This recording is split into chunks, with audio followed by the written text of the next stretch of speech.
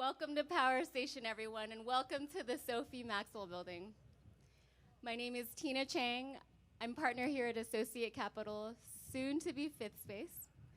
You all will receive a more formal announcement about that soon, so stay tuned. It is my privilege to serve as your MC today, and I promise to keep things brief so we can get to the main event. But first, I'd like to share a few words about why today is so special to me. Throughout my career, I've had the great honor of working on transformative projects, from master planning naval bases across the globe to advancing public-private partnerships to complete one of the most mixed-use corners in San Francisco. But I have to say that today, as we're about to welcome over 100 families to Power Station, stands amongst my proudest moments.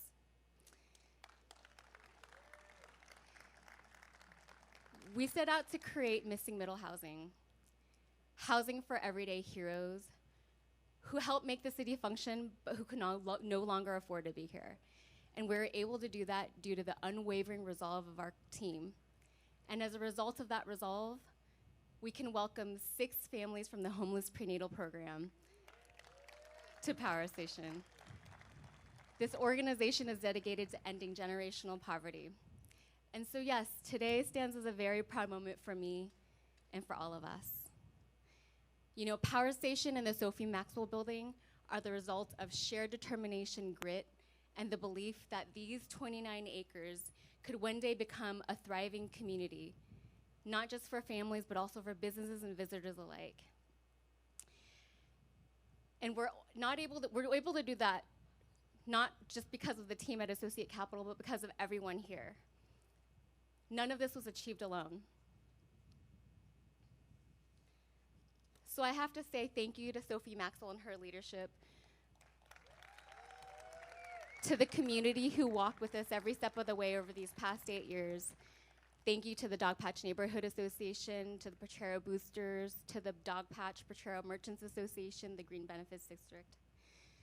Thank you to the incredibly talented architects and designers who crafted every inch of the building behind me, to LMS Architects, Palazzo Projects, Jeff Schlarb, and Cheyenne Concepcion. Thank you to Organized Labor, Rudy at Building Trades Association, and our partners at Swinnerton, DeSilva Gates, and Webcor. Thank you, of course, to our city partners, to the tireless efforts, and all of you who worked quietly when you could have said no.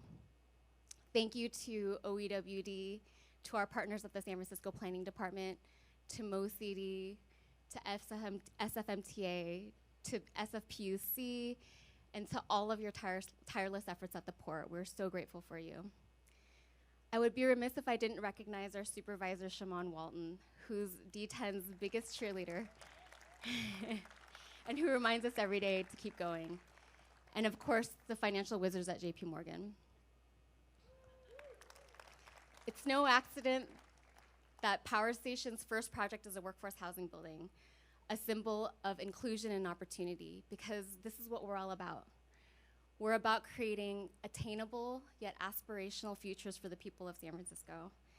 And with that, I want to welcome Enrique Landa, managing partner to our stage, whose title should actually be Chief Optimist Officer, not just for Power Station, but for the city. Ladies and gentlemen, Enrique Landa.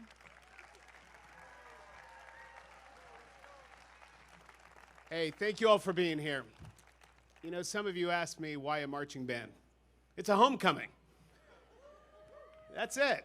And Burton High School welcomed us in style. But I'm going to tell you, it's for us, after 9 years of being here, that first moment that people are going to walk into this house, that moment you feel when you're moving somewhere new, that moment of possibility, that's what we're celebrating. We're celebrating a moment of opportunity for people that we don't normally build for. You know, when we set out to do this, people said we were nuts, and we might have been. But it's that missing middle that nobody builds for, that people said is impossible, that we just said, wait, how can we live in a city where you can't build for the middle? That doesn't make any sense. And so we took kind of the courage from someone who's sitting here today, who had the courage to say, you know, maybe San Francisco doesn't need a power plant. Maybe we could do something better with this land. A union electrician, a single mom, and just an absolute lightning bolt of a person who started the community process thinking something different here. And I can't imagine a better person to name this building for than Supervisor Sophie Maxwell.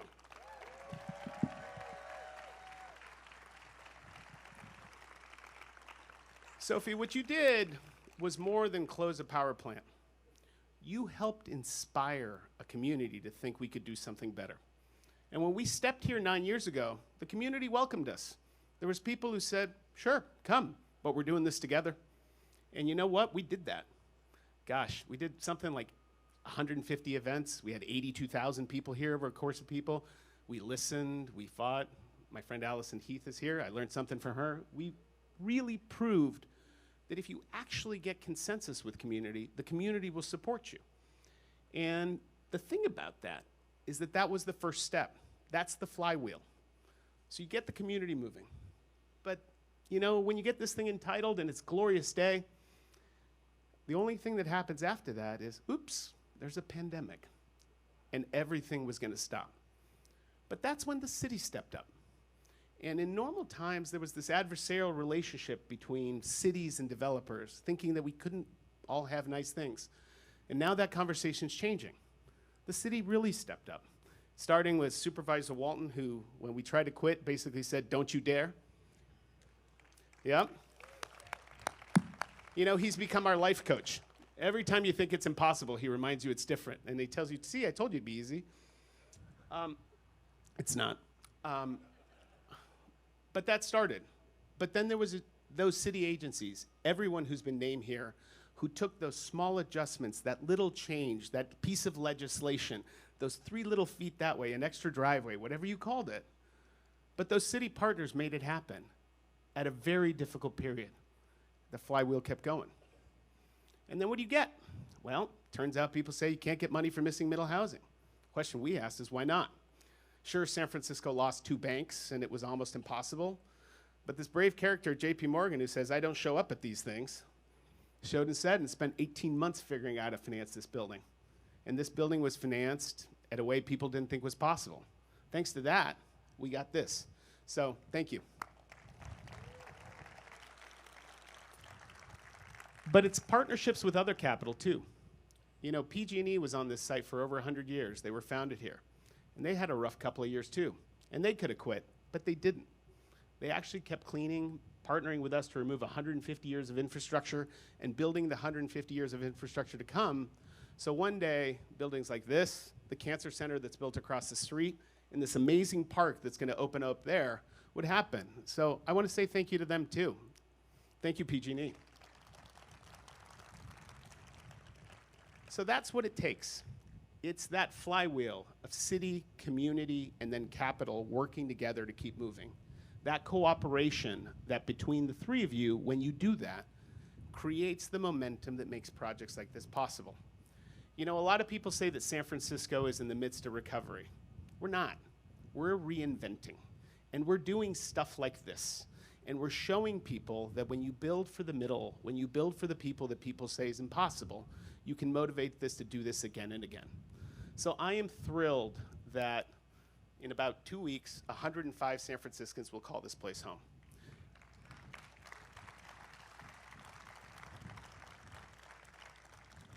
And what I'll be more thrilled about is that homecomings like this get welcomed over and over again. So thank you to everyone who's here.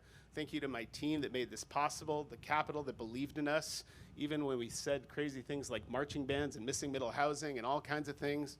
And all of you who showed up today to support a project that really should not have been kept going over the past couple years. But when a city comes together and you get that flywheel moving, things don't stop. Thank you for being here.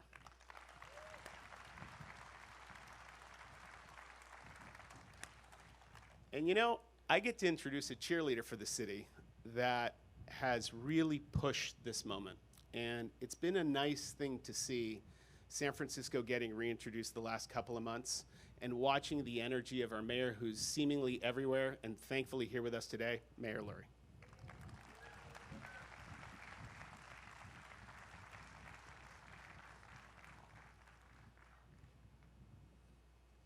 Thank you, Enrique. I appreciate it. Supervisor Maxwell, it was an honor walking through the building with you. And I learned a lot from you in that very moment, and that is essential housing, not affordable housing, essential housing. Until 2011, this area powered San Francisco, home to the Potrero Power Station. It generated a significant amount of our city's energy needs and fueled decades of innovation. But as we all know, that energy came at a cost. The power stations and this power station polluted this neighborhood. And for over 150 years, the waterfront we see today has been inaccessible to residents. That changes today. On behalf of the city and county of San Francisco, I am proud to announce the opening of the Sophie Maxwell Building, a 100% essential workforce housing community that begins a new chapter for this district. The building is designed with intention and care. It has parking for residents, free Wi-Fi, and a shared workspace. Its rooftop deck offers a full view of the waterfront. For the first time in more than a century, this neighborhood can step to the edge of the bay and call it home. Through a partnership with the Dogpatch YMCA, this space will also stay connected to the community that surrounds it. Most importantly, yeah, we can clap for that too, but most importantly, every home here is affordable. Each one represents stability for a family or for a San Franciscan who may otherwise have been priced out. When we open doors like these, we send a message to the people who make this city work, that you belong here, that your kids can grow up here, and that they can build a future in a place and a city that they love. Projects like this one here show what is possible. But we, as Enrique said, we need more than just a few projects. We need a city-wide strategy. And that is why I have introduced our family zoning plan, so we can make San Francisco affordable now and for generations to come. I'm sorry to get a little political, but this is a good moment to do it. We want to make it possible to build enough housing so that kids growing up here will be able to raise their own families here. We want firefighters, police officers, social workers, teachers, and nurses to live in the communities in which they serve. And that is what we are doing across the city, making it possible to build housing at all income levels while maintaining local control over how we grow. This building, Enrique, this building stands at the beginning of a larger transformation of the Potrero Power Station site. Over time, this area will grow into a neighborhood filled with homes, open spaces, and small businesses, a place full of life that once stood polluted. It's fitting that this new era begins with a building named for Supervisor Sophie Maxwell, who served District 10 for a decade. Your vision, Supervisor, your vision and your dedication to this district have inspired so many people. I want to thank you and everyone who worked to bring this project to life. This is just the beginning for this neighborhood. We will continue to build right here and bring this area to life.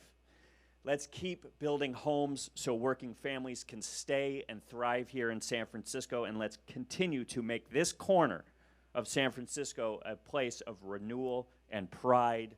Thank you, and let's go San Francisco.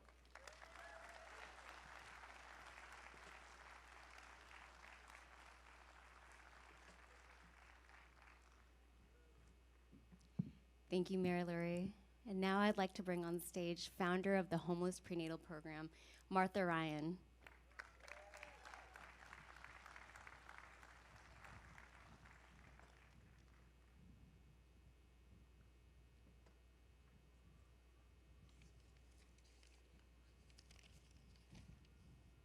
Good morning, everybody. I'm honored to be here today on behalf of the Homeless Prenatal Program. For over 30 years, we have worked to end generational poverty, one family at a time, by supporting parents, especially mothers, as they build healthy, stable, and self-sufficient lives.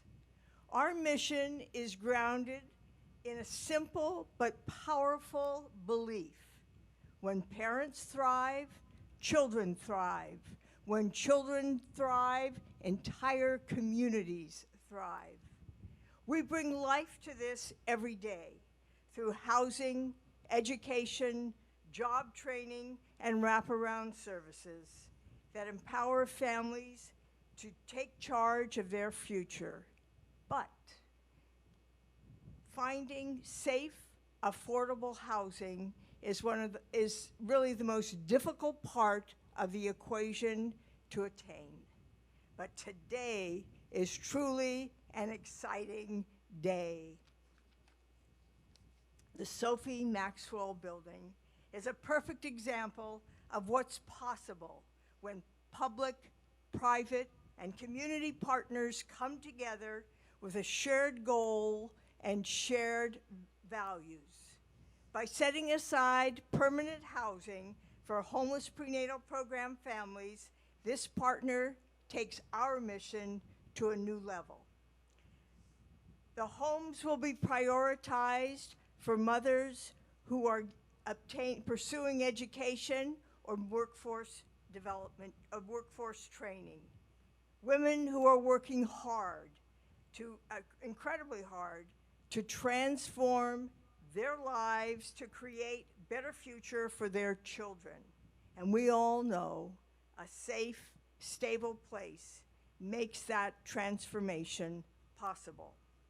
Thanks to the leadership of Power Station, Enrique Landa and your team, we're scaling what we know works, building communities where stability, opportunity, and hope can root and grow.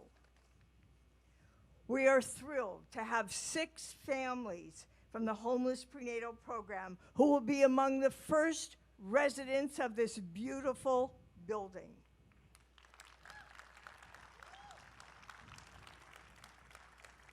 It's really a gift. For these families, it isn't just a key, it's a doorway to a new beginning. A home means safety, it means dignity. It means a child has a quiet place to study. It means a child has a safe place to grow and to dream. And beyond these 6 households, this moment represents a model, a vision of what is possible when we invest in families, in communities, and solutions that work. A heartfelt thanks to our partners, the visionary Enrique Landa. Oh, yeah, it's true, Enrique. And your team. Absolutely. No one does this alone. It is your team, but thank you. We also want to, they've mentioned all the city departments. Thanks to the city, to Supervisor Walton's office, and to all the incredible community organizations involved. Together, we're not just cutting a ribbon today, we're opening a door for families, for children, for generations to come. This project is a bold step towards breaking the cycle of family homelessness and creating a city where every parent and every child has the opportunity to thrive. And now, it is my pleasure to introduce a tireless advocate for families, for housing, and for District 10. Please join me in welcoming Supervisor Shimon Walton.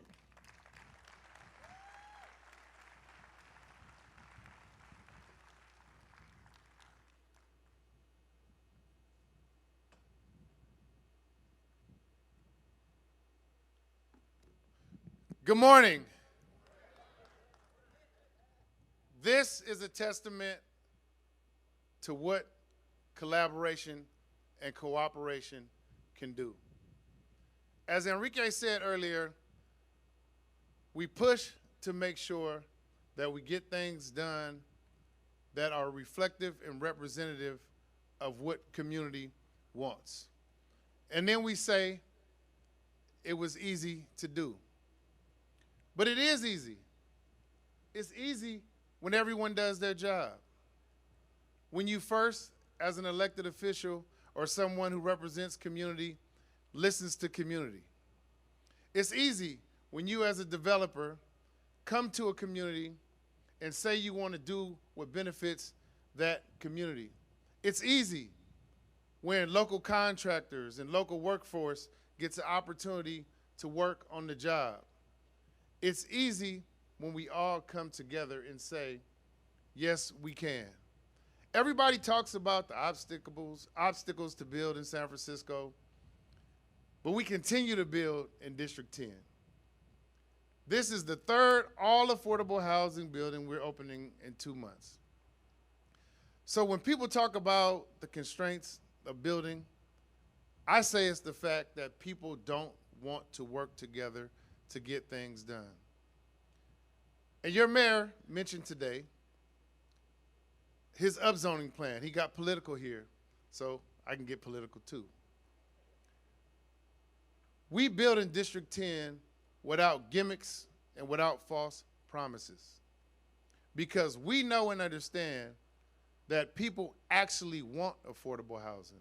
We know and understand that people want to make sure that San Francisco is a place where they can live and raise their children. And so I want to thank Associate Capital for listening when we said, in phase 1 of this development, there has to be affordable housing. I want to thank Associate Capital for understanding that this building needed to be named after someone with meaning, someone connected to this community, someone reflective of this community. And the fact that that person worked tirelessly to shut this power plant down, to make sure that this space was livable, this namesake is well deserved. Thank you, Supervisor Maxwell.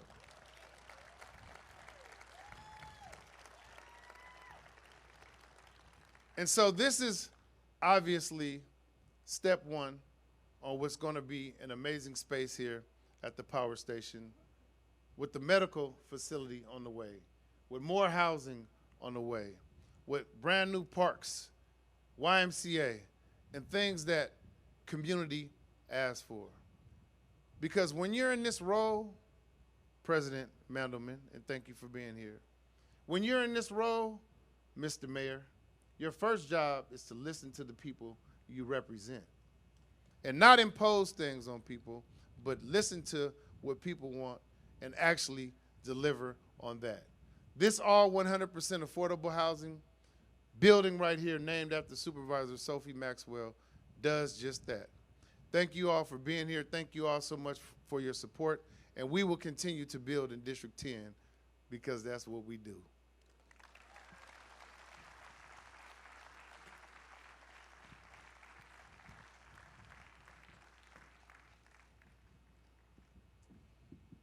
And now I'd like to bring on stage the visionary who made all of this possible, Miss Sophie Maxwell.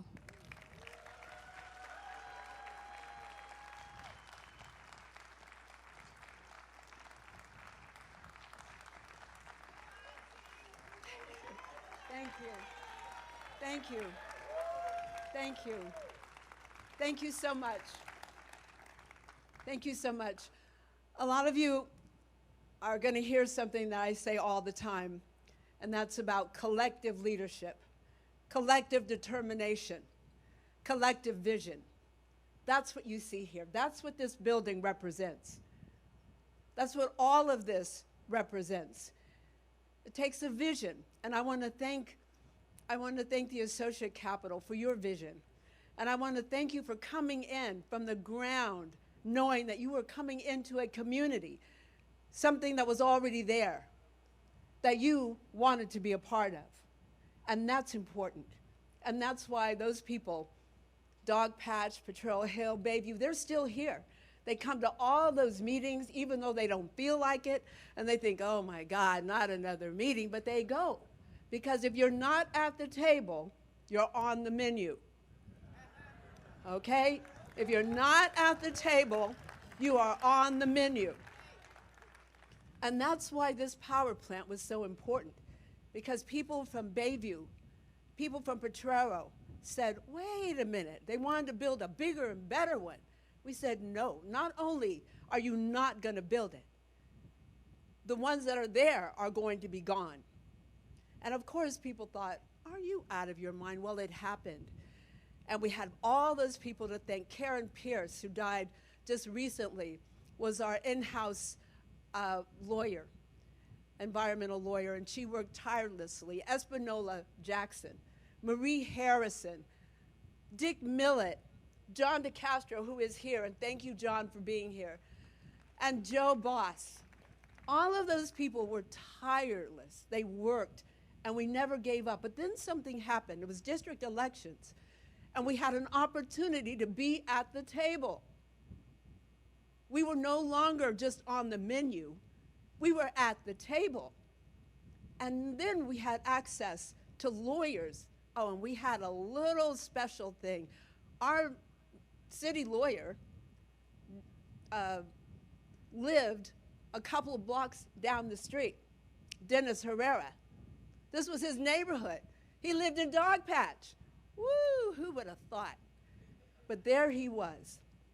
And then we got the PUC involved.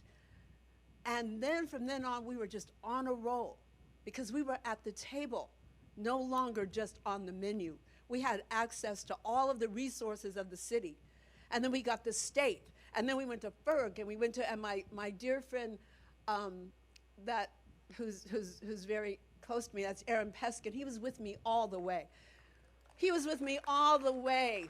We found ourselves with the California PUC in Oakland, and lawyers had drug us there. People went to Sacramento. We were all over the place, but we had one vision, and this is what collective leadership looks like. This is what it does. The shipyard was the same way. It was collective leadership, and that's housing, and it closed. It was all these people together. But this is what a city should be about. Cities should be about creating middle class, not just importing it. And when you create it, you have to have a place to start. All right? People have to have a place to start to go up to. San Francisco now is not like that. A junior 5, people couldn't move, so they built onto the junior 5. Now it's an 8 or 11. Well, that doesn't quite work, so we have to get down and understand who we are building for. We're building for essential people that we need, that bring the jazz, who bring the creativity and the color and the character and the vibrancy to San Francisco. And you talk about teachers. I'm a native San Franciscan, and I remember in the 3rd grade, my mother came home and she said, you know, your teacher said that you're not reading at your level, but that she's going to get it. She's going to get you. So Mrs. Watson kept us after school, a group of us. You know, it seemed like forever then. But finally, I moved up to group 1. And I could read, and I was reading everything. And years later, I saw Mrs. Watson on the N. Judah. When I got on and I saw Mrs. Watson, I said, oh, there's Mrs. Watson. And I went up to her and I said, Mrs. Watson, you may not remember me, but you taught me how to read. You never gave up on me. Well, Mrs. Watson lived in the outer Sunset. She lived in San Francisco. She didn't have to try to beat me out of the door because she had to get on the freeway to go to who knows where, beneath somewhere out of the city. But she was there, and she was invested and vested. And I cannot tell you how good it made me feel to be able to thank her. And that's what community, that's what cities are about. That's what makes people want to be here. That's what makes people want to come. That is what does it. And I was just, over the weekend, my friend Gloria and I were at Fort Point, which is underneath the Golden Gate Bridge.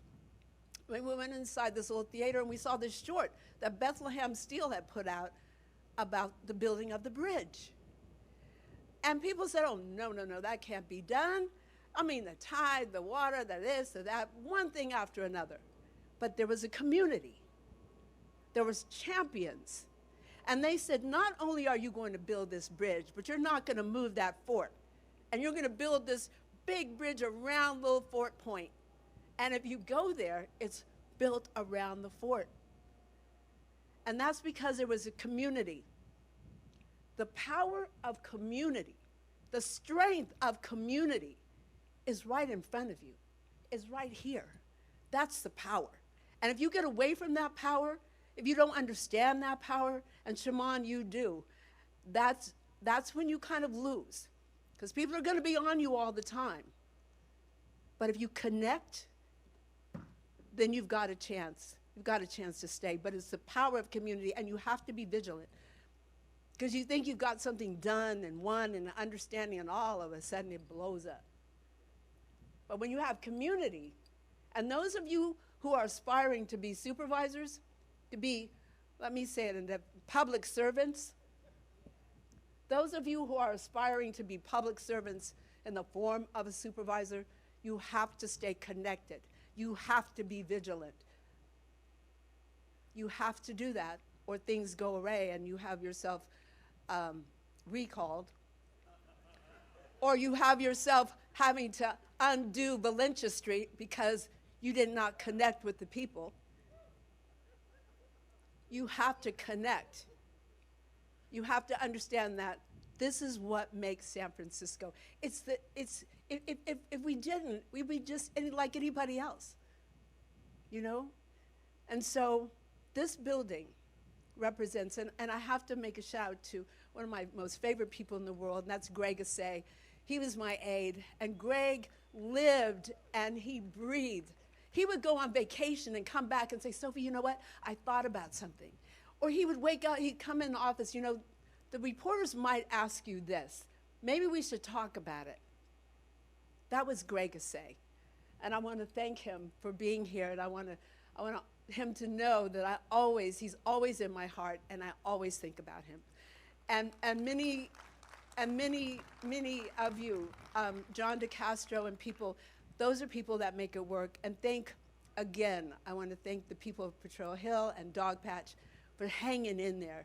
Because you hanging in there and making it work and understanding your civic duty. And that's to be here. So again, I want to thank you all. I tried to time it like 3 minutes. I hope I didn't go too. But anyway,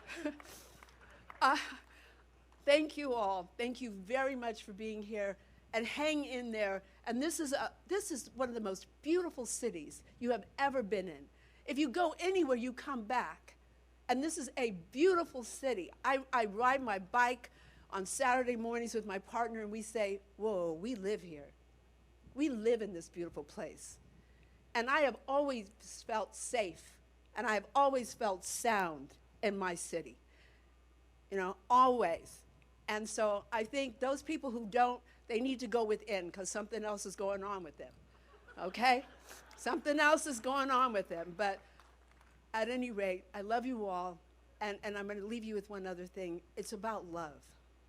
Don't be afraid to say it. It really is about love. Loving where you are, loving who you are, the people next to you, and wanting them to be okay. It's about love.